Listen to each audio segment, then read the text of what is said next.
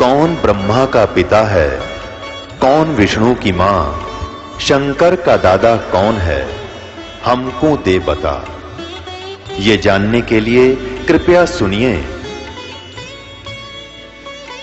जगत गुरु तत्वदर्शी संत रामपाल जी महाराज के अमृत वचन सर्व पवित्र धर्मों के पवित्र शास्त्रों के आधार पर।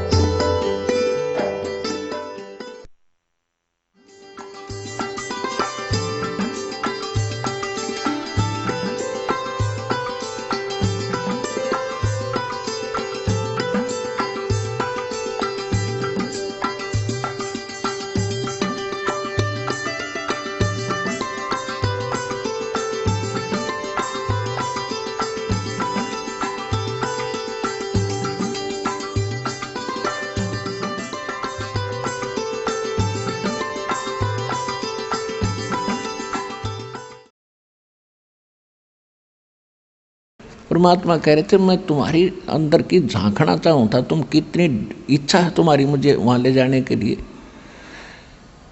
और इतनी तड़फ बिना संत काम करे कोई नहीं, उनका वरदान भी।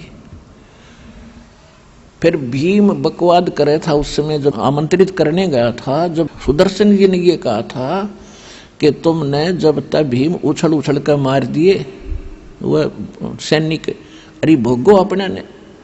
तो भीम क्या कह रहा था कि कोई नाच और गा का युद्ध नहीं जीता, एक का मारू था 20 मरे थे, ऐसी शक्ति है मेरे अंदर, नो बकवाद गढ़े था।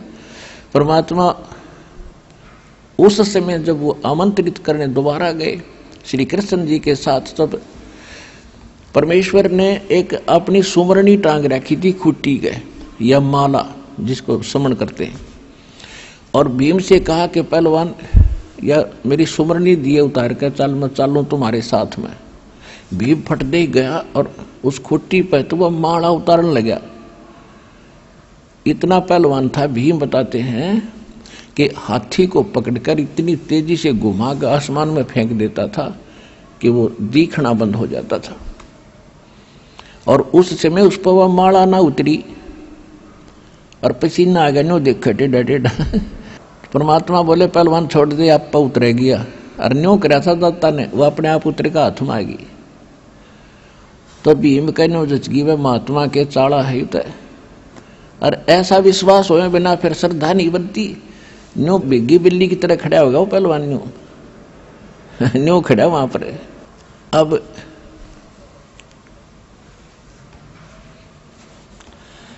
अब आदरणीय गरीबदास साहिब जी ने परमात्मा की महिमा कैसे अपने अमृत वचनों में कैसे कलम तोड़ रखी है, थोड़ी थोड़ी ये भी सुना दूं, क्योंकि ये सब सिद्ध वाणी है।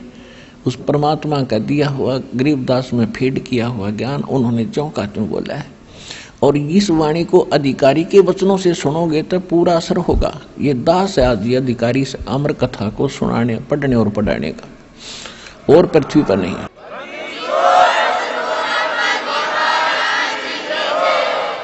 जैसे औषधि होती है, औषधि ने काम करना शरीर में जाकर, और सिरिंज होती है वह नीडल और एक प्लास्टिक से की, वह सिरिंज बोल रहे हैं उसे, जिसमें इंजेक्शन भरकर फिर बॉडी में लगाते हैं। अगर वो सिरिंज अंदर तक कोई डिफेक्टिव मटेरियल हो उसमें थोड़ा बहुत, और उसमें वो औषधि डालकर लगा दी जाए उस बेकार यानी खराब सिरिंज के द्वारा दवाई डाल दी जा शरीर में, तो वह रिएक्शन और कर देगी, कौवा काम ना करे तो ऐसा करना चाहिए था। तो अन्य जितने संत हैं वो खराब, उनके कोई भी है वो अच्छी सिरिंज नहीं है। ये दास ही मालिक ने पता नहीं क्या गुण देखा, साफ भी उन्होंने किया होगा दास को। तो इस दास के माध्यम से जो वचन बोले जाएंगे या वाणी पढ़ के सुनाई जाएगी, इसका असर आपका डायरेक्ट होगा। शक्ति भगवान की काम करेगी, दास तो एक नियमत है। अब क्या कहते हैं, पांचों पांडव संग हैं और छठे कृष्ण मुरारे, चलिए हमरी यज्ञ में, हे समर्थ सिरजनहारे। अब श्री कृष्ण के बस की बात नहीं था, उस समर्थ शक्ति के सामने क्या बोल रहा है, ये जीव के बस की नहीं बात। नानक साहिब जी कहते हैं वो समर्थ, वो परमात्मा कबीर करतार, वो जमे चाहिदा ऐसे बुलाईदा वो जैसे चाहता है नहीं बुलवावा अगले पे, और सच्चाई बुलवा रहे हैं। पांचों पांडव संग हैं और छठे कृष्ण मुरारे, चलिए हमरी यज्ञ में, हे समर्थ सिरजनहारे। पांडव यज्ञ असमेघ में, परमेश्वर किया पियान, पांचों पांडव संग चले और छठे यहाँ के भगवान। पांचों पांडव यज्ञ असमेघ में, वहां वाल्मीक की दे, शंख पचायन बजा दिया, वहां रक्षा नहीं संदेह। सुपच रूप धर आया, स्वयं सतगुरु पुरुष कबीर, तीन लोक की मेदनी, वहां सुर नर मुनि जन भीड़। अब थोड़ी सी मौखिक बता के फिर सुनाऊंगा, जब घना बढ़िया आपका इसका ज्ञान समझ में आओगा रहस्य। अब क्या हुआ, रथ में बैठ के परमेश्वर को साथ लेकर पांचों पांडव छठे कृष्ण जी और यज्ञ में पहुंच गए, जहां वो बैठे थे ऋषि और यज्ञ वो होना था।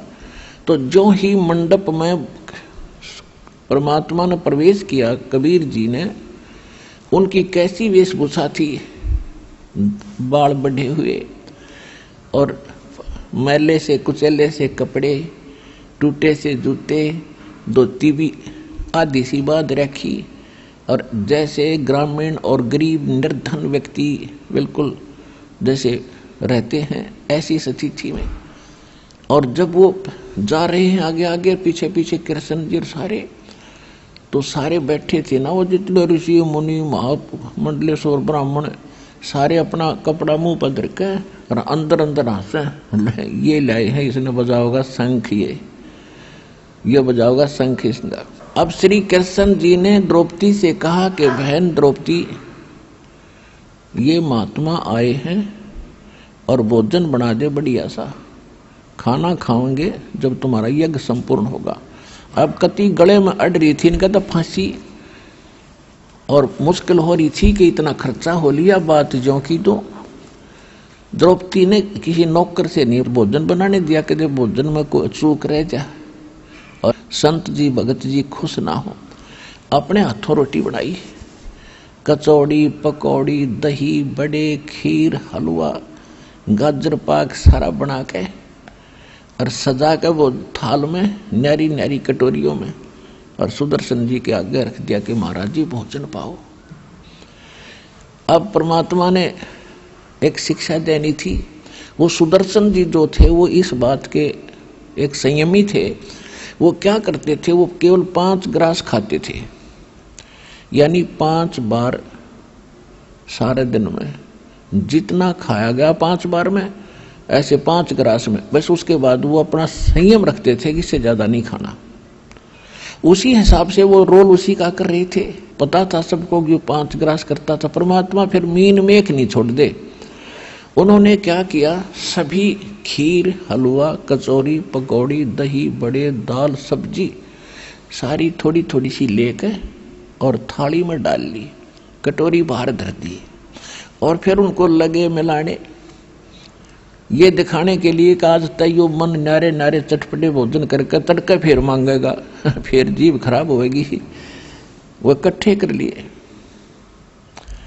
अब द्रौपदी ये सोच रही थी कि महाराज जी आज महात्मा को इसी ऐसा भोजन खिला दूंगी, खावेगा उंगली चाटेगा और पता नहीं कितनी जगह जाकर मेरे गुण गावेगा। द्रौपदी भोजन खाया तो द्रौपदी के हाथ का। और ये विशेषकर सभी बहनों का एक विशेष भाव होता है कि अतिथि घर पर आ जाते घना अच्छा भोजन बना कर कि कहीं ये जाकर कहीं नो ना कह देख ऐसे घर में गया था उस बहन ने रोटी भी ना बनानी आई। इसलिए उसका प्रत्येक संभव प्रयत्न रहता है कि बढ़िया से बढ़िया भोजन नमक मिर्च सही बना कर दूं। और फिर ये इंतजार करती है खाने वाला सरा होगा कि बेसरा होगा। अब उन्होंने तो कोई चांस है ना दिया, उन्हें इकट्ठा कर लिया सारा ही। तो द्रौपदी ने घना दुख माना कि मैंने 2 घंटे तक फुड़वाई दुमे में और स्पेशल अपने हाथ भोजन बनाया, और यू रहा शूद्र का शूद्र, इसने खान का बिना बेरा यू काहे का शंख बजाओगा। ये मन बड़ा दुष्ट है, 1 मिनट में पता नहीं के विकल्प संकल्प करके और भट्ठा बैठा दिया आत्मा का। अब परमात्मा तो अंतर्यामी थे, जान गए कि इसमें करड़ रही है थोड़ी सी, इसने भी ठीक करूं द्रौपदी ने। अब परमात्मा ने एक बार वो ग्रास खाया एक, और उस शंख ने आवाज करी और फिर बंद हो गया। ऐसे 5 बार में जितना थाली में डाला था 5 बार में चाट के खा गए, और 5 ही बार शंख बज के बंद हो गया। अब युधिष्ठिर बड़ा खुश हुआ कि भगवान ओए होए, आप तो जानी जान हो, आपने कहाँ ढूंढा ये महापुरुष, हमारा तो बन गया काम। कृष्ण भगवान बोले काम ना बनायू। बोला जी कैसे? बोला कैसे, क्या कारण? कि यो शंख बहुत देर तक अखंड बजना चाहिए था। अब युधिष्ठिर तो पेट पकड़ कर बैठ गया कि भगवान अब कौन है और किसको बुलाओगे, कि और बुलाना बाकी को ना इस पृथ्वी पे। अपने घर में दोष है युधिष्ठिर, कोई त्रुटि है किसी भगत के किसी सदस्य के, और वो तो पता था, श्री कृष्ण जी तो समझ गए थे कि द्रौपदी कुआं नाक सकोड़े है, कुआं मुंह मोड़े है, गड़बड़ करेगी। या उन्हें द्रौपदी बुलाई। श्री कृष्ण जी ने कहा कि बहन सच्ची बताना, महात्मा जब खाना खाओ था तेरे मन में के विचार आए, जो शंख क्यों ना बजा, अखंड बजाना चाहिए था। तो मैंने सच्ची बता दीजिए, मैं 2 घंटे तक धूम में आँख फुड़वाई और ऐसा बढ़िया भोजन बनाया था कि साधु खाओगा रंगली चाटेगा, और इसने सारा गुड़ गोबर कर दिया, मैं घनी दुखी होगी। श्री कृष्ण जी बोले कि तुम तो सारे ही विवेकहीन इकट्ठे हो रहे हो, तू के युधिष्ठिर घाट से आपने एहसान नहीं करा संत को भोजन खिला के, इसने एहसान करा तेरा टूक तोड़ के बावड़ी, तेरा पाप काटना आया था, तेने भोजन खिला के एहसान कर दिया। आपका फर्ज था पूरा किया, बहुत बढ़िया भोजन बनाया, आप अगले की मर्जी कैसे ही खावे, अरे इसमें दोष निकाल रही है, ये तो काम बिगाड़ दिया सारा तने, जिस कारण से शंख नहीं बजाइयो। और ये भी दिखा दिया कि और तो सब ने जीम लिया, श्री कृष्ण भी भोजन खा चुके थे, टस से मस नहीं हुआ था, और इसने 5 बार खाया 5 बार। ये भी दिखा दिया कि समर्थ है, कोई कच्चा काम नहीं है।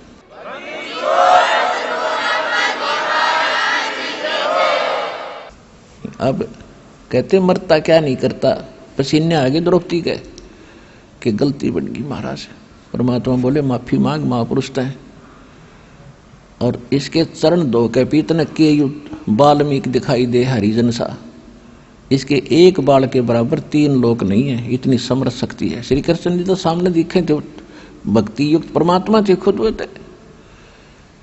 अब मरता क्या नहीं करता, द्रौपदी लाई प्रांत उठा कर बढ़िया, और उसमें लोटा लाई पानी का भर के, महाराज जी चरण धोऊंगी, अग धोले बेटी, दोनों पैर धर दिए प्रांत में परमात्मा ने, और द्रौपदी ने पैर धोए, उल्टा घाल के लोटे में पीण लगी, आधा पी लिया। जब श्री कृष्ण जी बोले कि बेबे बहन मुझे भी दे दे आधा के, इसे महापुरुष का चरण अमृत कच मिल रहा है।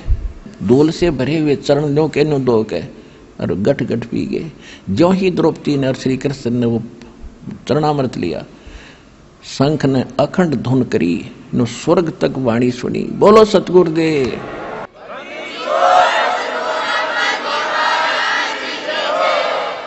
वो 3 ताप प्रेत बाधा भी उस परमेश्वर की कृपा से दूर हुई, उन श्री राम और कृष्ण इन पुजारी ऋषि महर्षि देवताओं के भोजन से तो वो भी दूर ना हुई। तुम कौन राम का जपते जापम, तात कटे ना ये तीनों तापम। सतगुरु जो चावे सो करही, 14 कोट दूत जम डरही। ऊत भूत जम त्रास निवारे, चित्रगुप्त के कागज पाड़े।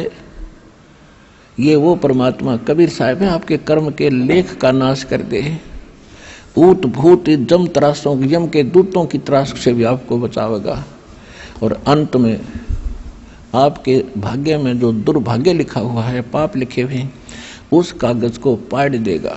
कर्म भरम ब्रह्मंड के मैं पल में करहूं नेश, जिन हमारी दुहाई दी सो करो हमारे पेश।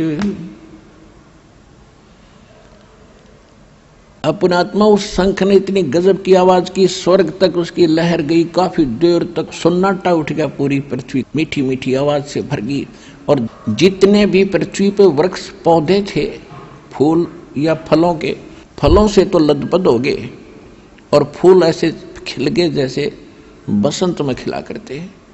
पूरी पृथ्वी पर फलों से लदपद और एक बहार आ गई उस परम पिता की कृपा से।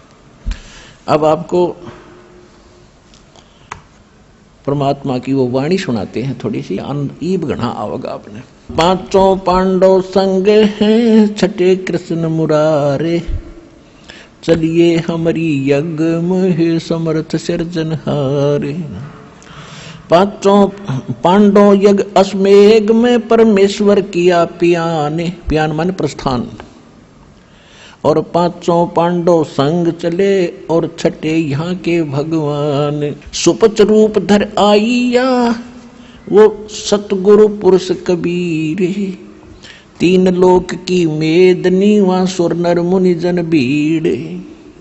सुपच रूप धर आइया सब देवन का देव, कृष्ण चंद्र पग धोइया करी तास की सेव। 88 ऋषि जहां देवा 33 कोटे, शंख न बजा तास से वो रहे चरण में लोटे। जब परमात्मा से वो शंख बजा, जब सारे नतमस्तक हो रहे, उड़ा मुंदे पड़े, सचमुच ये तो भगवान था भाई, ये तो परम शक्ति आ गया, हमसे नहीं बन पाई बात। पंडित 12 करोड़ थे, 12 करोड़ ब्राह्मण थे, 33 करोड़ देवता, 88,000 ऋषि। 88 ऋषि जहां वो देवा 33 करोड़, शंख न बजा तास से वो रहे चरण में लोटे। पंडित 12 करोड़ थे और 84 शब्द, शंख न बजा तास से वो पिए मान का मद। उनसे शंख नहीं बजा 33 करोड़ देवता, 88,000 ऋषि, 84 शब्द। ये गोरखनाथ जैसे शब्द हम आते हैं, कहते ये भी गुप्त रूप में वहां बैठे थे, इनसे शंख नहीं बजा। सुपच रूप को देख कर द्रौपदी मानी शंख, सुपच रूप में परमात्मा को देख कर द्रौपदी के मन में शंका पैदा होगी कि यू काहे के शंख बजावेगा।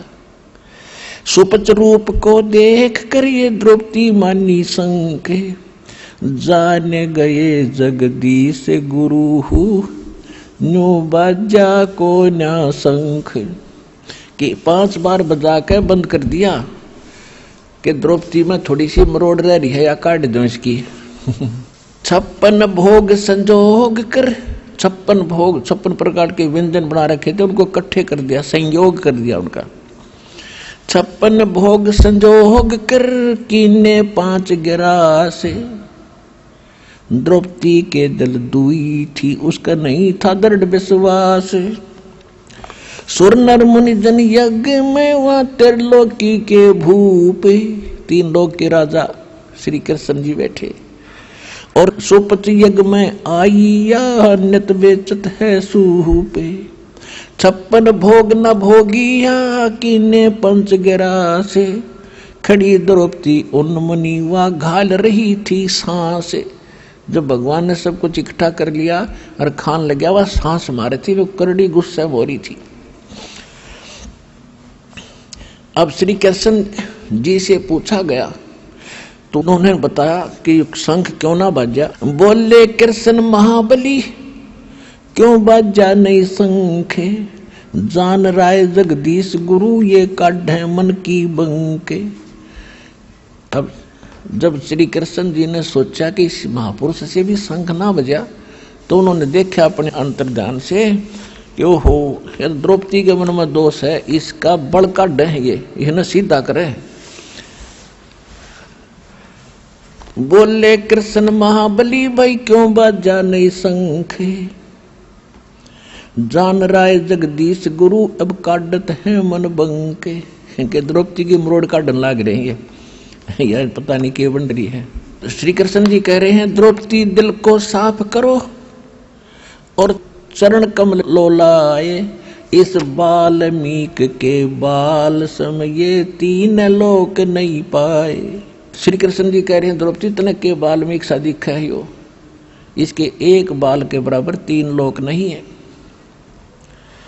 द्रौपदी दिल को साफ कर और चरण कमल लोला, बाल्मीक के बाल समय तरलोकी नहीं पार। चरण कमल को धोए कर ले द्रौपदी प्रसाद, तेरा अंतर सीना साफ होए तेरे जलन सकल अपराध। बाजा शंख सुभान गति फिर कण कण भई आवाज, स्वर्ग लोक बानी सुनी ही तरलोकी में गाजे। शरण कबीर की जोग है ये टूटे जम की बंद, बंदी छोड़ अनाद है ये सतगुरु कृपा सिंध। पांडव यज्ञ अश्वमेघ में आए नजर निहाले, जमराजा की बंद में वहाँ खलहल पड़ा कमाल। ये वृद्धबाने साजे हैं ये जुगन जुगन जगदीश। गरीबदास जी बता रहे हैं कि ऐसे ऐसे चमत्कार ही करते हैं ये परमात्मा जगदीश युगों युगों। ये वृद्धबाने साजे ही ये जुगन जुगन जगदीश। 33 करोड़ छुटाई ही याद तोड़े थे भुज 20।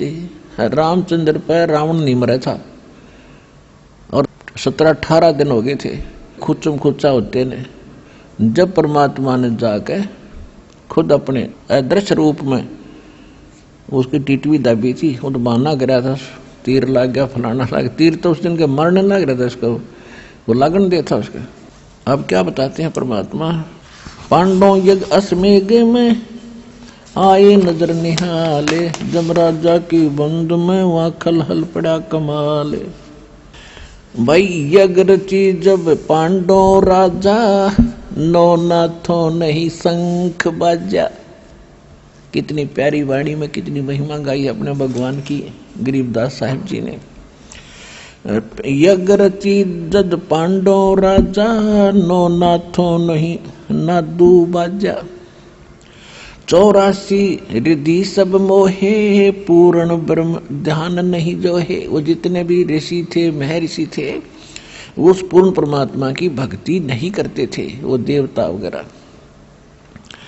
33 करोड़ यज्ञ के माही, सुर नर मुनि जन गिनती नहीं। 56 करोड़ जहां थे यादो, जिनसे नहीं वो बाजा नादू। नाद यानी शंख नहीं बाजा। कोटिक बक्ता वेद उचारी, नहीं बही जग संपूर्ण सारी। 60 दर्शन की गिनती नाही, अनाथ जीव जी में बहुमाही। सुर जन मुनि जन तपस्नासी, दंडी वृक्त बहुत उदासी। 5 पांडव और कृष्ण शरीरा, जिनसे यज्ञ बही नहीं थीरा। 5 पांडव वही थे, श्री कृष्ण जी ने भोजन खा लिया था, उनसे भी यज्ञ सफल नहीं हुई। एक बाल्मीक नीचे कुल साधु, जिन शंख बचायन पूरा नादू। अब वहां परमात्मा अपनी महिमा की भूख नहीं रखते। अब उन्हें क्या पता यो के लीला थी। गरीबदास जी को तो सारा मालूम था, उनकी दूरदृष्टि खोल रखी थी। तो उन्होंने बताया कि वो तुम जिसको एक बाल्मीक समझ रहे थे और उसने शंख बजा दिया, उसका कारण क्या था कि वो पूर्ण परमात्मा के उस सत भक्ति कर रहा था। यानी हमें शिक्षा देना चाहते हैं कि ये कहा करते हो श्री कृष्ण का भगत था। अच्छा भगवान तो बाजी नहीं भगत कला तोड़ देगा, ऐसी अकल दे रखी जिसने। क्या बताते हैं, पंडित 12 कोट विपर से देव से, और खेवट विनाश जहाज कहो कौन खेव से। जहां पुंडरीक पाराशर नारद व्यास रे, गोरख दत्त दिगंबर और दुर्वास रे। वहां पर ये महात्मा बैठे थे जिनका शंख निवाजी, जिनको तुम आंडी महात्मा ऋषि महर्षि समझा करते थे, ये गिनती करवा रहे उनकी। जहां मारकंडे पिपलादिक रूमी ऋषि रे, कपिल मुनि जहां यज्ञ माही नाही बजा शंख रे, नो योगेश्वर निर्भय काग भूषण रे, जहां 52 गादी जनक भक्ति प्रचंड रे, जहां सुखदेव ध्रुव प्रहलाद भक्ति के खम्भ रे, जग रची जब श्री कृष्ण किया आरंभ रे, बाजा सुपच का शंख स्वर्ग में धुन सुनी, गण गंधर्व गलतान सकल ज्ञानी गुणी, वाल्मीकि के शंख को किए सुर मातरे, द्रौपदी सुता के दल में आई भ्रांत रे, कण कण बाजा शंख स्वर्ग में भई शैल रे, और पांडवों ताप विध्वंस किए सब बद फैल रे। पांडवों के सभी वो तीनों ताप और जो न बद फैल बकवास करी थी वो पाप कर्म, वो सभी विध्वंस कर दिया, उनका नाश कर दिया, खत्म कर दिया। ऐसे अचरज कीन दीन कै शर धरी, हरे हाँ महबूब कहता दास गरीब धनी नर कबीर हरी। इतना लीला करके अपने उस दास के सिर पर धर दी कि सुपच ने शंख बजा दिया।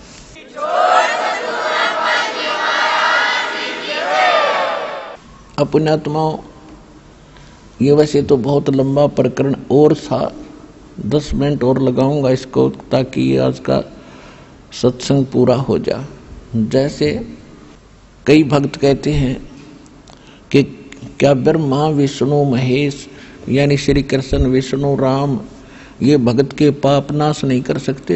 ये अपने नहीं कर सके और आगे कैसे पाप नाश कर देंगे? जैसे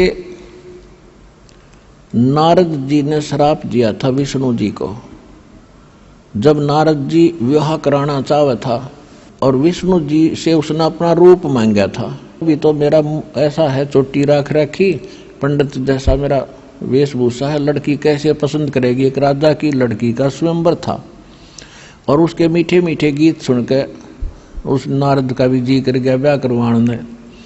और पहले नाट्य था कि मैं शादी करवाऊँ मैं कोई ना, मन तो माया जीत ली। उसकी फड़क निकालने के लिए विष्णु जी ने एक लीला करी थी। अब उसने करड़ी तरफ बना ली, नारद जी ने ब्याह करवाऊँ। तो उसने सोचा भी इस सूरत इस वेशभूषा में तो मैंने कोई स्वीकार करेगी नहीं लड़की, तो भगवान गणे सुंदर हैं विष्णु जी, उसका रूप मांगूंगा। इस करके एकांत में जाकर प्रणाम की, विष्णु जी पहुंच गए, खाओ बोल भगत के मांगे कि भगवान वचनबद्ध हो जाओ। हक हो गया भाई कि मन ने करवाना ब्याह और मुझे आप अपना हरि रूप दे दो। संस्कृत में हरि बंदर ने भी कहे हैं बंदर को, विष्णु जी ने उसका बंदर का मुंह ला दिया, तथास्तु। अब नारद जी ने सोचा तो सबसे हैंडसम हो गया भी, और वहां आकर बैठ गया जहां वो लड़की ने अपना पति चुनना था। राजा लोग बैठे कुर्सियों पर, बीच में बैठ गया डट के। लड़की वरमाला लेकर चली, नारद जी को पास कर गई। वह नारद जी ने सोचा क्या कैसे गड़बड़ रह गया भाई, इसने ध्यान ना पड़ा, मैं दिखा को नहीं। वहां से उठकर लड़की डरा रही थी, दूसरी साइड में फिर जा बैठा खाली कुर्सी पे और न्यू कर दिए मुंह नाड़ बार ने। वह लड़की 5 कदम पीछे से होकर दूर के निकल गई। तो वो कुछ नाराज सा होता दिखा, एक पड़ोस साथ में बैठा था एक राजा, वो बोला, कहने लगा भाई भगत सुन ले, तेरे तो हमने डर लागन हो रहा है, तो अपनी शक्ल देख। वह पानी था तसले में, देख इसमें झांक के। वो देखा, उसने बांदर का मुंह लग रहा है उसके। वो जान गया कि इसने जानबूझ कर बकवाद करी है। उधर से क्या हुआ, श्री विष्णु जी आ बैठे कुर्सी पे, उस लड़की ने उस विष्णु जी का वरमाला गाल दी। तो नारद जी हो गए आग बबूला, अब ये तो इतनी नहीं भक्ति करा करते, तेरा नाश कर दूंगा, दो तेरा नाश हो। विष्णु जी को श्राप दे दिया। ये नए उलझ पुलझ कर मर गए, इनको भक्ति तो प्राप्त हुई नहीं, बकवाद इकट्ठी कर लेते, फिर एक दूसरे पर छोड़ कर पाप का भागी बन जाते। अपना नाश करा भक्ति का और विष्णु जी को श्राप दे दिया। एक जीवन सारा तू, जैसे मैं अपनी औरत के लिए तड़फ रहा हूं, तो सारा जीवन अपनी पत्नी के योग में बितावेगा, ऐसे ऐसे वो दे दिया श्राप। अब वो श्राप 3 ताप के अंतर्गत आता है। अब उस ताप का नाश श्री विष्णु नहीं कर सके, श्री राम रूप में वो राजा दशरथ का पैदा हुए और सारा जीवन अपनी पत्नी के वियोग में बिता कर आखिर में आपको पता ही है सरयू नदी में वो समाधि ले गए, जिंदे उसमें डूब गए। और उधर से उन्होंने उस समय जब सुग्रीव के भाई थे बाली को मारा था, एक वृक्ष की जो ओट लेकर धोखा देकर, तब बाली ने कहा था कि आप वेदों के ज्ञाता होकर के ऐसी गलती कर गए, आप सामने आते से पहलवान थे मेरे सामने लड़ते, ये धर्म नहीं अक्षत्री का, आपने अक्षत्री का धर्म डुबो दिया, आपको ये पाप लगेगा, ये फल देना पड़ेगा। कब देगा ये मेरा फल? श्री राम ने कहा कि द्वापर युग में तेरा बदला दूंगा। कहते हैं बदला कहीं ना जात है ये तीर लोक के माँ, और सतगुर मिले कबीर से तो सब पाप कट जाए।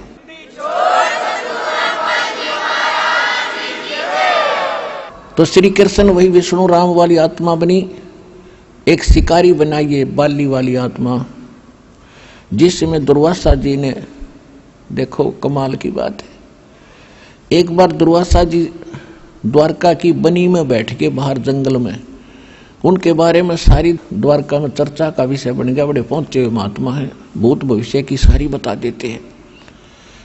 और उधर से यादव थे, जो यादव थे वो श्री कृष्ण जी को एक सर्वशक्तिमान मान के, क्योंकि उन्होंने गणे ये जरा सिंह शिशुपाल जैसे कई का बकल तार दिया था, इस करके वह हीरो पा के थे श्री कृष्ण जी। तो यादव इस कारण से अपने आप को एक निर्भय और ये मान चुके थे कि तुम्हारा कोई कुछ नहीं बिगाड़ सकता, तुम्हारे साथ श्री कृष्ण है, तुम्हारा दादा परदादा जैसे भी वो मान रहे थे, और राजा और भगवान।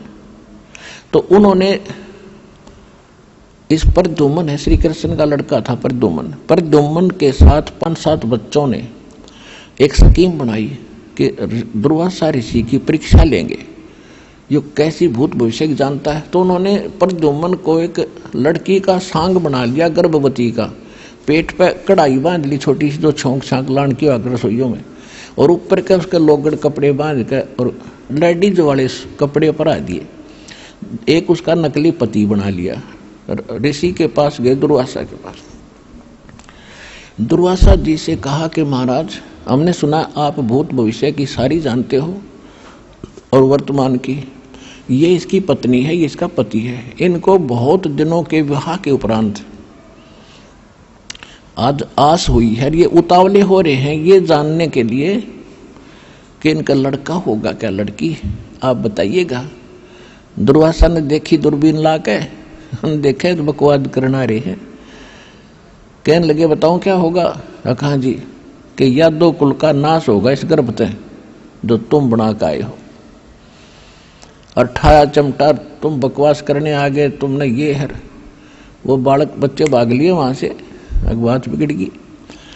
इस बात का पता चला नगर के मौजूद व्यक्तियों को कि दुर्वासा जी ने श्राप दे दिया, और वो तो भाई तोब का गोला उसका वसंत है, या तो बात बिगड़ गई। चिंतित हो गए, श्री कृष्ण जी के पास गए, श्री कृष्ण जी से सारी कहानी बताई, बच्चों ने गलती कर दी, दुर्वासा ने श्राप दे दिया, भगवान आप तो जान ही जान हो, आप तो सब कुछ कर सकते हो, आप समाधान बताओ। श्री कृष्ण जी ने कहा कि एक बार तुम दुर्वासा जी के पास जाओ, उसी से क्षमा याचना करो, उन बच्चों को साथ ले जाओ। उन बच्चों को साथ ले गए, दुर्वासा जी से प्रार्थना की, महाराज बालक से गलती होगी, नहीं अब मैंने जो कह दिया, मेरे बस का इसको वापस करना है, आप जाइए, अपने बच्चों को समझा कर रखा करो, साधु संतों से बकवाद नहीं अच्छी होती।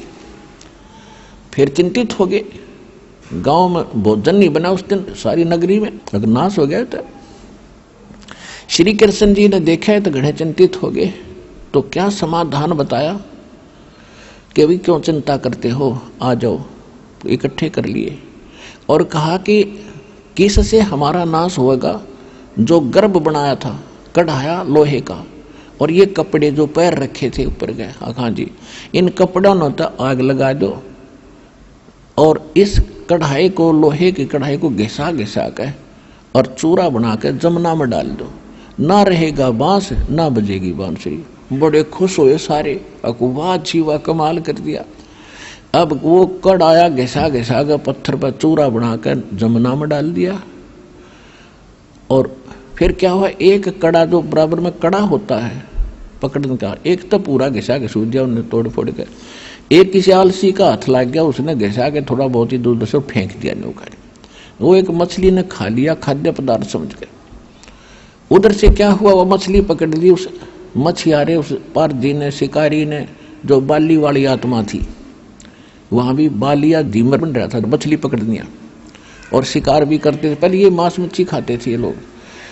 उसने जब मछली काटी, उसमें वो तेज सुंदर धातु दिखी। उसने पहले तो सुनार को दिखाई, सुनार बोला भाई चांदी नहीं है।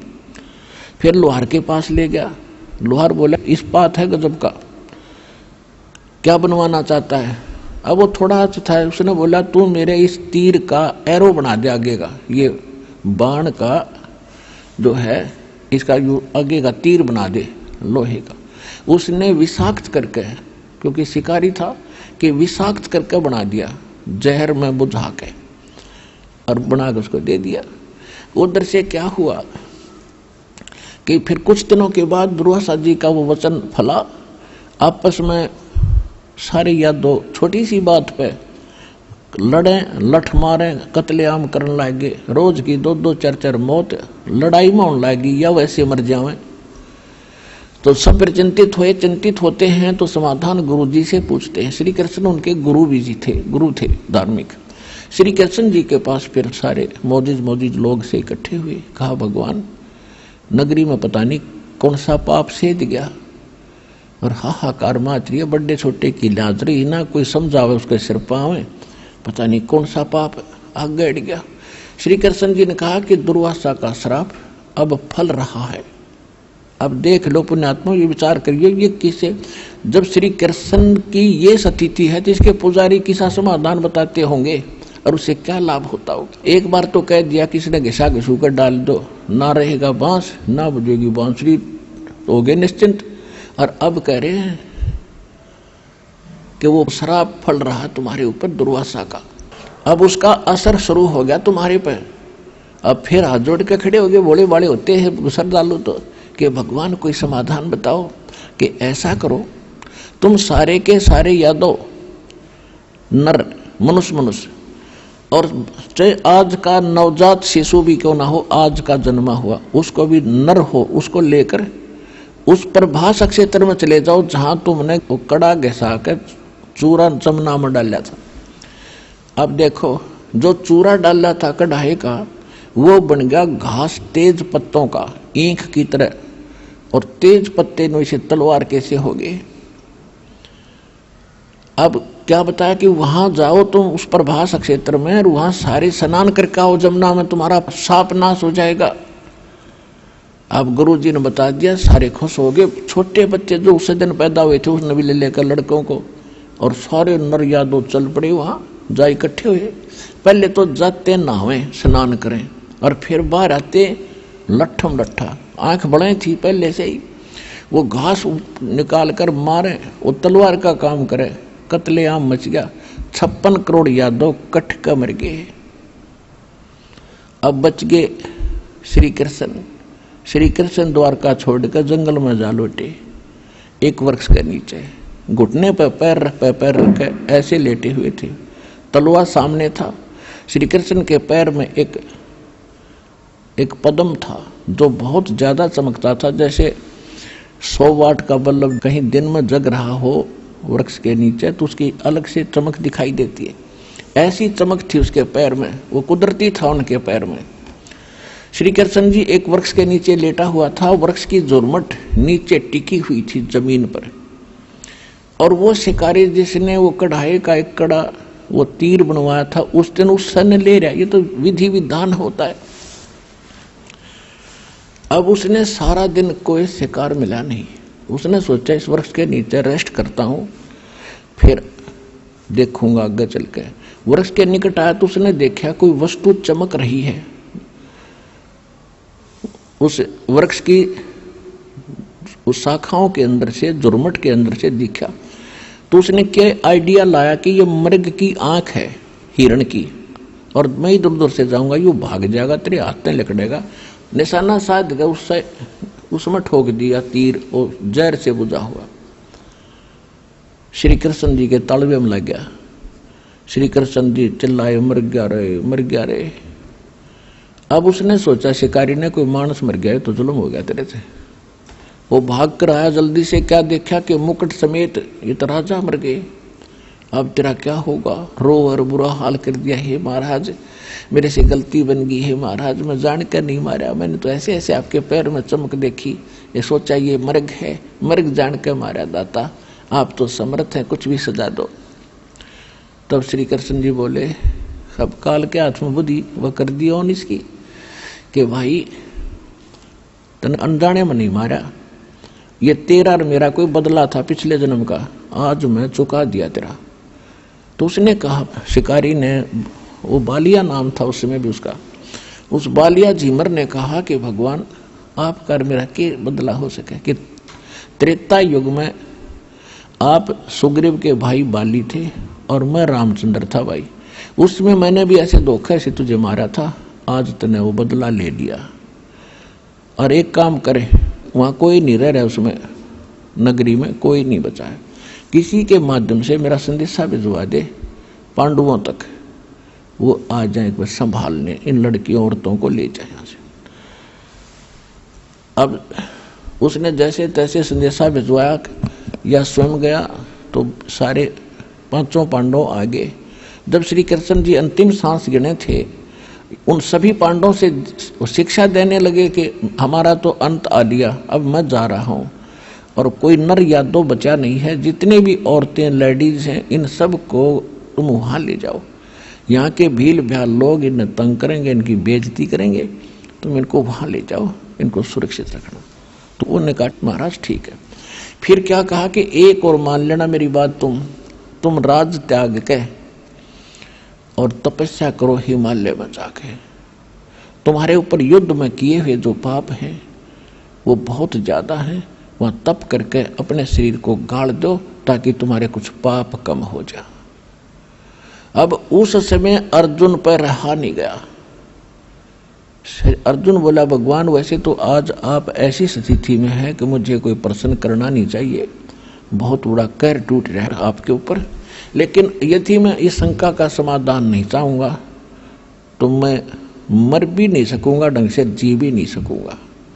तो श्री कृष्ण ने पूछा, बोल भाई पूछ ले। क्या पूछेगा? मैं सारी सच्ची बताऊंगा, अब तो मैं सांस अंतिम गिन रहा हूं। अर्जुन ने कहा, भगवान जब युद्ध महाभारत का युद्ध होने जा रहा था, मैं नाटू था, आप हंगा कर रहे थे, आप जोर जबरदस्ती करके युद्ध करवा रहे थे, आपने यहां तक कहा था कि अर्जुन तू युद्ध कर ले, तुम पर पाप नहीं लगेंगे। जब भाई युधिष्ठिर को बुरे बुरे स्वप्न आने लगे और आपके पास आए, आपने कहा तुमने जो पाप करे थे ना युद्ध में, बंदूकघात करी थी, वो पाप दुखी कर रहा है। उसमें मैं इसलिए नहीं बोला कि यदि मैं उसमें वाद विवाद करता तो मेरा भाई समाधान नहीं करवाता तो मैं सदा के लिए दुखी हो जाता, लेकिन आज मैं अपने आप को रोक नहीं सकता। आप हमारे जन्म कौन से जन्म के दुश्मन थे जो तो आप इतने पाप करवा दिए, समाधान भी साथ करते रहे, और आज फिर कह रहे वहां जाकर गड़के मर जाओ तपस्या कर करके। तो युधिष्ठिर बोला, अर्जुन आपने ये बात आज नहीं करनी चाहिए। कहने लगा, भाई साहब आज मैं रुक नहीं सकता, चाहे मन बुरा कहो चाहे भला कहो। कृष्ण जी बोले, युधिष्ठिर बोल लेना, इसने निकाल लेने दे अपने मन का दुख। तब उन्होंने बताया, भाई मुझे ना तो स्वयं पता उस गीता में मैंने के कहा था, लेकिन जितना मैं अध्यात्म मार्ग जानू था मैंने तेरे को बता दिया कि वो जो पहले वाला पाप था वो यज्ञ से कटा है, और वो भी सोपत सुदर्शन से हमसे वो भी नहीं कटा। और भाई ये पाप तुम्हारे पर ज्यों के दो धरे हैं और भी।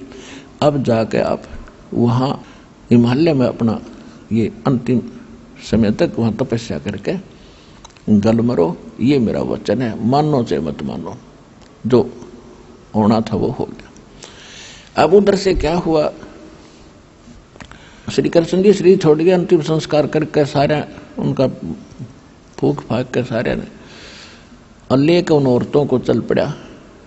वो तो सारे पहले चले गए, चार तो पांचवा एकला छोड़ दिया। सूरवीर अर्जुन के सभी गोपियों को साथ लेकर आ रहा था, वही रथों के साथ था, गांडीव धनुष था जिसके साथ उसने युद्ध किया था महाभारत का। रास्ते में भील लोगों ने रोक लिया अर्जुन को पीटा, सारी गोपियों के हार हूर तोड़ दिए, वहाँ की जो जितनी भी औरतें थी, और कुछ एक को अपने साथ घसीट कर ले गए। और अर्जुन खड़ा खड़ा कांपे, धनुष ठावे और उठे नहीं, वो धनुष उठे नहीं उस दिन। जब वो सारा हो हालिया, जब रोए अपने कर्मा ने, नो कहा यु कृष्ण छलिया था, इसने सदा धोखा दिया। जब मेरे से नाश करवाना था महाभारत के युद्ध में, तब तो मैं ये इतना योद्धा बना दिया, एक तीर मारूं था 20 में के निकले था, और आज वही अर्जुन और वही धनुष आज मेरे से उठता भी नहीं। तो यहाँ परमात्मा कहते हैं तुम असली जड़ को नहीं पकड़ पाए। श्री कृष्ण नहीं था यू छलिया तो यू काल है, जो श्री कृष्ण में प्रवेश करके गीता ज्ञान देकर महाभारत का युद्ध यू नाश करवा गया। और इसका समाधान कबीर परमेश्वर के पास है, इस दास के पास है। ना 3 ताप रहेंगे,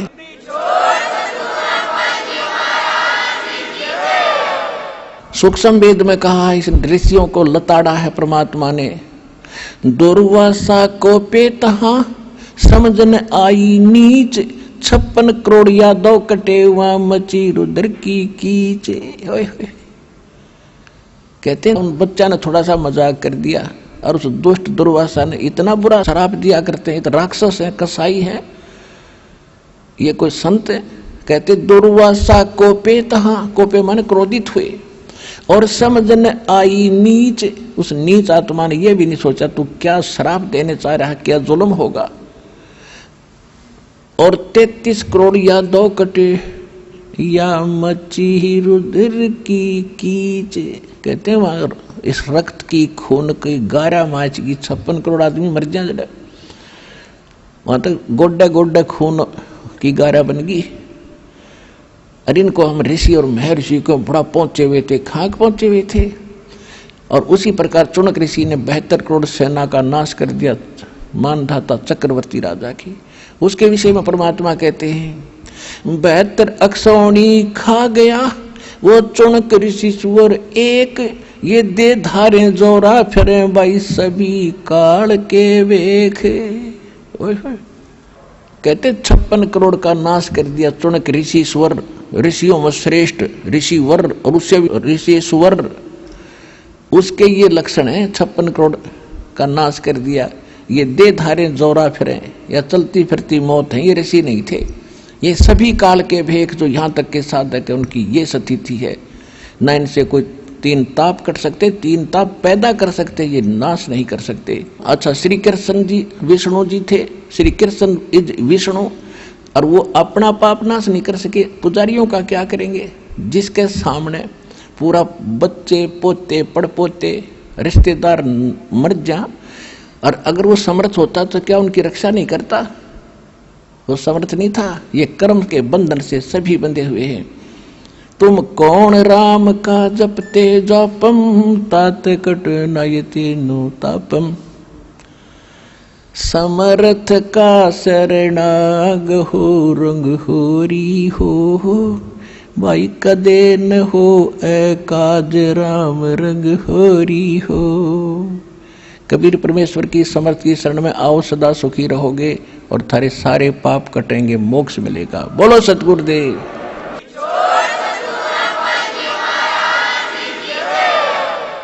नमस्कार सर। नमस्कार सत्साई भगत जी। क्या शुभ नाम है जी आप जी का? अशोक नाम है जी। सर कहाँ से आए आप? मैं जिला बदायूं उत्तर प्रदेश यूपी से हूँ जी, गांव। सर क्या काम करते हैं आप? मैं जी एक ठेकेदार, एक पेंटर का काम करता हूँ मैं। नहीं सर, परम संत सद्गुरु रामपाल जी महाराज की शरण में आने से पहले आप कौन सी भक्ति करते थे? मैं जी ब्रह्मा विष्णु महेश, मंदिर जाना, पितरों की पूजा करना, और जो झाड़ फूक वाले जो करवाते थे गाँव के, जो रीति रिवाजी थी बुजुर्गों के जमाने से, वो करते थे हम लोग। लेकिन उससे हमारे को सुख शांति कोई नहीं मिलती, जितना करते थे उतना दुख ही होता था हमारे को उसको करने के बाद। सर परम संत सद्गुरु रामपाल जी महाराज की शरण आपको कैसे प्राप्त हुई?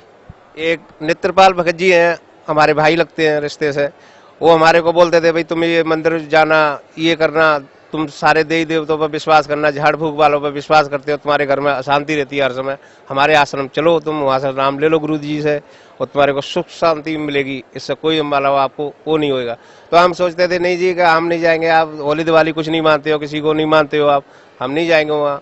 हमारी भक्तमती जो थी उनकी प्रबल इच्छा ज्यादा थी कि नहीं भाई एक बार जाना चाहिए हमारे को, आश्रम देखना चाहिए, जड़ तक तह तक जाना चाहिए हमारे को, क्या है क्या नहीं है। मैं और मेरा बेटा दोनों ही एक दिन आए और यहाँ पर देखा। उसी दिन मेरे बेटा ने कही कि नहीं पापा यहाँ से नाम उपदेश लेते हैं हम, बाकी जगह कहीं नहीं जाएंगे हम।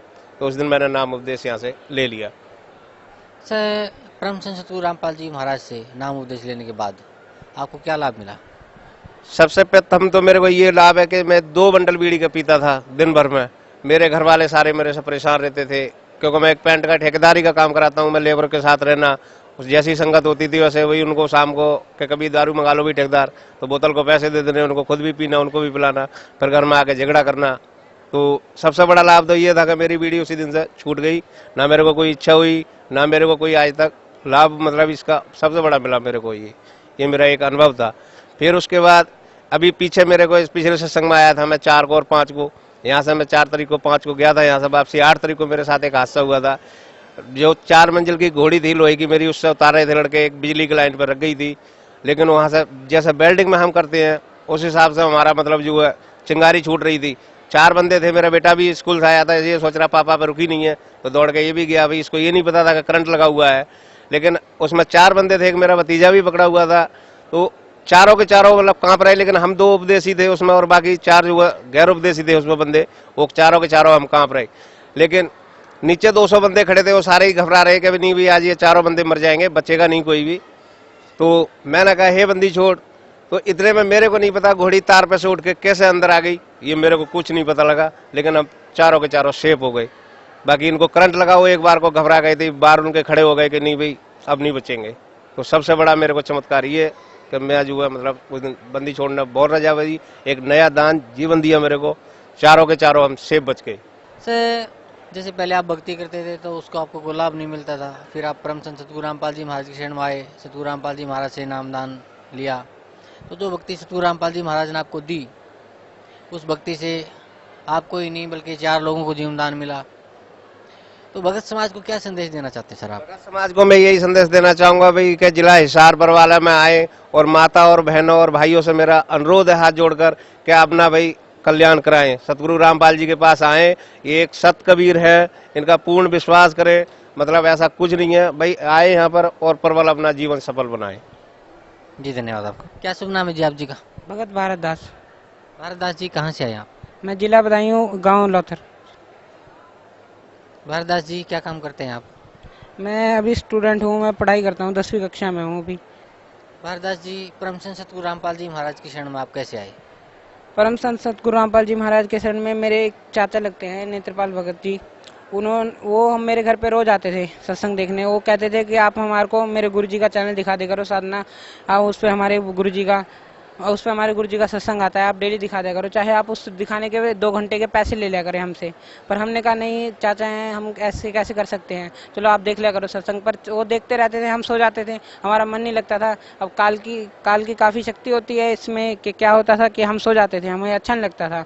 पर जैसे धीरे धीरे अच्छा लगने लगा, जब सुनने लगे कि जहाँ आशा था वहाँ आशा हुई, जैसे जैसे आशा लगने लगी उसमें, जहाँ बढ़ने लगी उसमें कि क्या है ये ज्ञान। जब गुरुजी गीता खोल के दिखाते थे, ऐसे गीता हमने देखी थी, पढ़ी भी थी, पर समझ नहीं आती थी कि है क्या चीज़ ये। मैं बस मंदिर भी जाता था, वहाँ पर भी काफ़ी वेद थे, वहाँ पर काफ़ी वेद पढ़े हुए थे, हमने गीता पढ़ी हुई थी, पर कभी समझ नहीं आया कि उसमें रियल बात क्या है। लगता था कि जो हम कर रहे हैं सही कर रहे हैं, पर जब उसमें गुरुजी ने जो समझाया वो पता लगा कि असली बात क्या है। तो तब पता लगा, तब मैंने और मेरे पापा ने एक दिन भगत जी के साथ, जिस दिन वो आश्रम आ रहे थे, उस दिन हमने सोचा कि आए आश्रम और पूरा ज्ञान सुने कि पूरा ज्ञान क्या है, कि पूरा ज्ञान इसकी जड़ तक जाया जाए कि भाई ये पूरा ज्ञान क्या है और कहाँ से ये मिलता है। और क्या कबीर साहब की जब पूरी हस्ती बता रहे थे गुरुजी कि कबीर साहब एक पूर्ण परमात्मा है, ये कैसे हैं, ये पूरी जानने के लिए हम यहाँ बरवाला सतलोक आश्रम में आए और यहाँ पे पता लगाया और यहाँ से नाम उपदेश लिया। भारत दास जी, जो भक्ति परम संत सतगुरु रामपाल जी महाराज ने आपको दी है, उस भक्ति से आपको क्या लाभ मिला? उस भक्ति से पहला लाभ तो ये मिला कि मेरे पापा बहुत बीड़ी पीते थे, वो बीड़ी छूट गई। और दिन में कम से कम इन्होंने 50 रुपए की बीड़ी तो पी जानी थी, तो 50 रुपए की वो बीड़ी अब बचते हैं, कुछ जो काम में आ जाते हैं वो पैसे, वो कभी कभी दारू पी के आ जाते थे, जिससे हमारे घर में खूब लड़ाई होती थी। और वैसे ठेकेदार हैं तो दिमाग वैसे ही टेंशन में रहता था इनका, हर दिन कोई ना कोई घर में किसी बात पे झगड़ा करना कि किसी आज ये हो गया आज वो हो गया, छोटी छोटी बाहर की बातों पे। तो एक तो उससे शांति मिली, और दूसरा मैं एक दिन मैं डेली शाम को अपना स्कूटर है मेरे पास जिससे मैं सीखता था स्कूटर, तो एक दिन मैं अपने दोस्त की साइकिल लेके साइकिल चला रहा था, तो उससे मैं एक दिन गिरा, मेरे हाथ में चोट लगी, काफ़ी चोट आई। तो मैं एक दिन वहाँ शाम को सो गया आके, तो सपने में मेरे को सतगुरुदेव ने दर्शन दिए, और सतगुरुदेव ने कहा कि ये तेरा एक्सीडेंट स्कूटर से होना था, जो तेरा मैंने एक इसमें जो टल गया, कहते हैं कि सतगुरु शरण आने से आई कटे बला, और जे मस्तक में सूली हो कांटे में टल जा। तो वो घटना हुई मेरे साथ कि वो जो मेरे स्कूटर से एक होने वाला था एक्सीडेंट, उससे मैं बच गया। एक खाली मामूली खरोच लगी मेरे को जब मैं गिरा साइकिल से, तो उस खाली मामूली खरोच लगी, जो शाम को होने वाला था वो मेरा दोपहर में होकर टल गया वो घटना। उससे मेरा एक दृढ़ विश्वास हो गया कि नहीं, ये तो पूर्ण परमात्मा है। जब सपने में दर्शन दिए, और मेरी मम्मी भी बहुत कष्ट में रहती थी, उनके गले में एक दो साल पहले एक फोड़ा निकला था, उसमें 2 लाख रुपए हमने लगा दिए, सब जगह गए, सब मंदिर में बहुत सारे जितने भी मंदिर बताए, जितने भी लोगों ने तीर्थ बताए, जितने भी गुरु बताए कि इनके पास जाइए आपको लाभ मिलेगा, हम सबके पास गए पर किसी से लाभ नहीं मिला। आखिर में उसके 2 लाख रुपए लगे, और मरते मरते बची मेरी मम्मी, और इस वही फोड़ा उसी जगह द्वारा निकलने लगा था। तो हमारे को एक महीना था जुड़ने से 1 महीना पहले हमने जैसे ही सुना कि भाई यहाँ पे आने से सब कुछ रोग कट जाते हैं, हमारे चाचा बताते हैं, तो हम उनके कहने पे आए थे और अपनी मम्मी को भी लाए, उन्होंने भी नाम उपदेश लिया। तो जब गुरुजी ने आशीर्वाद दिया मम्मी को, तो उनके जो गले में गांठ बन रही थी द्वारा, वो एकदम आशीर्वाद देने से मात्र से ही खत्म हो गई। उसका द्वारा जाके जब रिपोर्ट टेस्ट कराया, तो टेस्ट में पता ही लगा कि कहाँ थी वो गांठ, कहाँ चली गई, कैसे गई, वो पता ही लगा। सब हैरान हो गए कि द्वारा निकल रही थी, वो गई कहाँ आखिर। तो ये कि मेरे जीवन में बहुत बड़ा लाभ था। और मेरा पहले पढ़ाई में मन नहीं लगता था, बकवादों में मन लगता था, तो उसमें मेरा मन काफ़ी अच्छा लगा जब मैं गुरुजी की भक्ति करने लगा। तो उसमें सारा मन एकदम ध्यान मतलब अच्छा लगने लगा, जब गुरुजी के एकदम तीनों समय की रामायणी आरती करते हैं, उसमें ध्यान एकदम केंद्रित हो जाता है कि जिस काम में मैं करना चाहूँ वो दिल से होता है, और पूरा नाम परमात्मा का लेके जब कोई काम हो तो मेरा वो सफल होता है। मैंने अभी 2 महीने पहले, जब मेरे पेपर होने के लिए 2 महीने रह गए थे, तो मैं आश्रम में आ गया था। तो आश्रम में आने के बाद मैं 1 सप्ताह लगा के गया, तो उसमें मेरे 2 पेपर मेरे से मिस होने के रह गए थे कि उसकी मेरे को लगा मिस हो जाएंगे, उनकी डेट निकल गई थी कि हो जाएंगे। पर जैसे मैं स्कूल पहुंचा दोबारा, तो मेरे को पता लगा कि जो पेपर की 2 दिन की डेट थी वो पोस्टपोन हो गई थी, वो 2 दिन और बढ़ गई थी। तो मेरे लिए परमात्मा ने 2 दिन और बढ़ा दिए। मैंने बिना पढ़ाई करे, बिना मैंने कोई सोचे वो पेपर दिए, और मैं उसमें सेकंड आया, बिल्कुल उसमें रिजल्ट में सेकंड आया, और मेरे को सबने बधाई दी। और वो तो मुझे ही पता है कि पूर्ण परमात्मा ने कैसे मेरे नंबर बढ़ाए, कैसे मेरा पेपर कराया, एकदम पास कराया मेरे को। सर, भक्त समाज को क्या संदेश देना चाहते हैं आप? भक्त समाज को संदेश देना चाहूँगा कि आप आइए सतलोक बरवाला आश्रम में, और यहाँ पे देखिए कि भक्ति कैसी है, कि इसमें पूर्ण परमात्मा बंदी छोड़ सबके कष्ट हरण करते हैं। आप कोई भी कष्ट हो, आपका भूत प्रेत या फिर कोई पितृ पूजा हो जो आपको तंग कर रही हो, या फिर आपको पीछा ना छोड़ रही हो, या फिर कोई बीमारी हो, आप किसी भी कारण से आप यहाँ आइए, आपका सारे कष्ट दूर होंगे, आपको सब सुख लाभ मिलेगा, एक से एक धन संपत्ति या कुछ भी हो, बस नाम आप सुमरिए, पूरे नियम में रह के सुमरिए। परमात्मा कहते हैं नियम पहले हैं, अगर आप नियम में रह के करोगे आपको सब कुछ मिलेगा, धन संपत्ति जो आप चाहोगे वो सब कुछ मिलेगा, बस नियम में रह के भक्ति करिए। इसलिए मेरी भक्त समाज से प्रार्थना है कि आप सतलोक आश्रम बरवाला, जिला हिसार, हरियाणा में आए, और सतगुरुदेव रामपाल जी महाराज से बंदी छोड़ से नाम लें और अपना कल्याण कराएं। सत। धन्यवाद आपका, बहुत बहुत धन्यवाद।